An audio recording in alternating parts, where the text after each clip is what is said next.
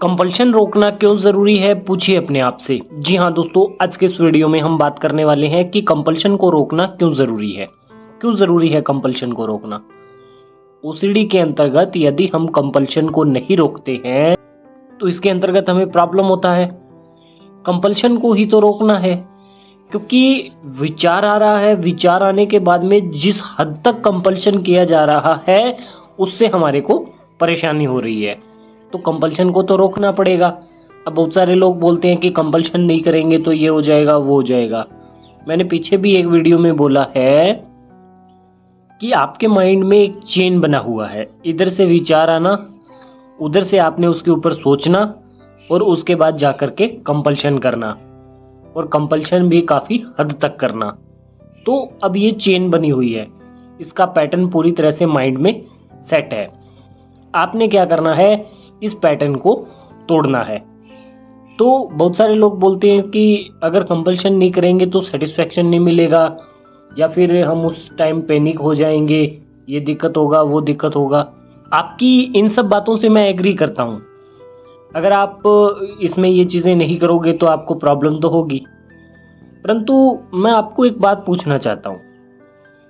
आप इतने दिनों से कंपल्शन कर रहे हैं, जितने लोग ओसीडी से सफरिंग कर रहे हैं, चाहे कोई भी ओसीडी हो, तो वह लोग ये बताइए कि कंपल्शन करने से क्या उनका परमानेंट सॉल्यूशन हो गया? हो गया? नहीं हुआ ना। क्योंकि प्रॉब्लम जहां, वो एक छोटी सी कहानी इसके अंतर्गत मैं बोलता हूं कि एक बुढ़िया अपना, उसका सुई गुम हो गया था, तो वह अपनी झोपड़ी के बाहर ऐसे सुई ढूंढ रही थी। तो वहां से एक महात्मा गुजर रहे थे, तो बोलते कि क्या ढूंढ रही हो? कहते जी सुई गुम हो गया। तो वह भी उसकी मदद करने लगे, उसको सुई को खोजने के लिए। थोड़ी देर तक तो उन्होंने ढूंढा, फिर उन्होंने पूछा कि सुई गुम कहाँ हुई थी? कहती झोपड़ी के अंदर। तो कहती मूर्ख, तू बाहर क्यों ढूंढ रही है? तो उसने कहा कि बाहर तो रोशनी है, तो मैंने सोचा प्रकाश है, वहां ढूंढ लेती हूँ। तो इस बात से हमें यह बातें समझनी पड़ेगी कि हमारे जीवन में भी चीजें इस तरीके से घटित हो रही है, ठीक है ना। हमारे जीवन में भी चीजें इसी तरीके से घटित हो रही है।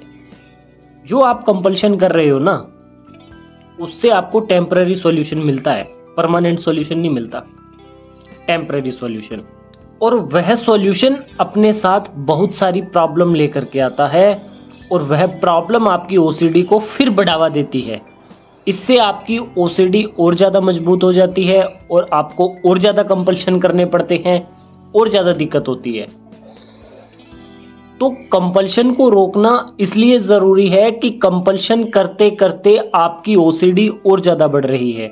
ओसीडी से आपको राहत नहीं मिल रही, ओसीडी और ज़्यादा बढ़ रही है। आपका नेगेटिव बिलीफ और ज़्यादा मजबूत हो रहा है। आपका नेगेटिव बिलीफ अब आपको पॉजिटिव होने के कोई भी सार नहीं देता है, क्योंकि आपने अपना सारा जो आकर्षण है, या सारा आनंद है, या सारा जो समाधान है, वो कंपल्शन को मान के रखा हुआ है। ठीक है, इधर से प्रॉब्लम हुई और उधर से कंपल्शन, चाहे गिनकर थूकना, हाथ धोना, फूंक मारना, जो भी XYZ, माथा टेकना, या जो भी कंपल्शन किया जा रहा है, वह कंपल्शन को आपने बहुत ज़्यादा प्रायोरिटी दे रखा है। इस वजह से इसके अंतर्गत प्रॉब्लम हो रही है, और इसी कंपल्शन को रोकना ज़रूरी है।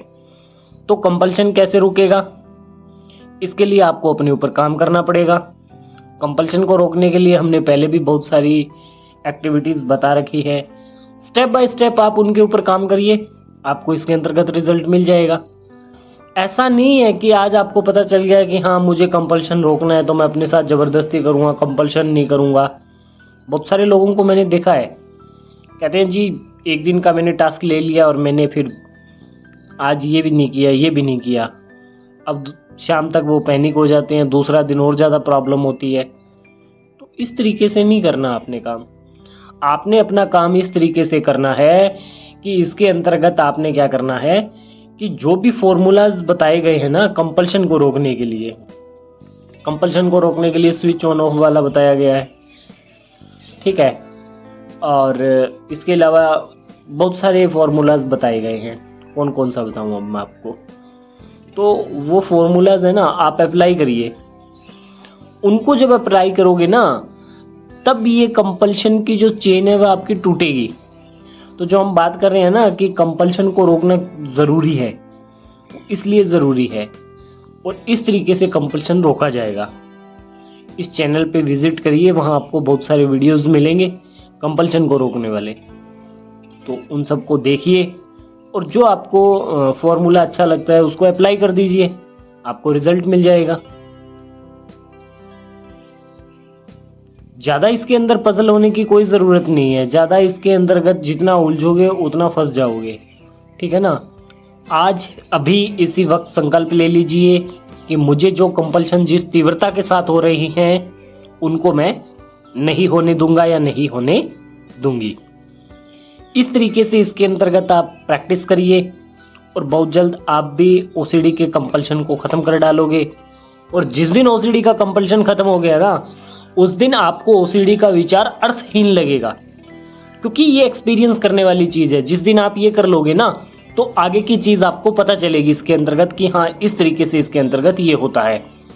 तो जब कंपल्शन का पैटर्न टूटेगा तो नेगेटिव बिलीफ है वह पूरी तरह से हिल जाएगा, और जो ओसीडी का विचार है ना वह आपको अर्थहीन लगेगा, और इस तरीके से धीरे धीरे आपके ओसीडी का पैटर्न पूरी तरह से ध्वस्त हो जाएगा।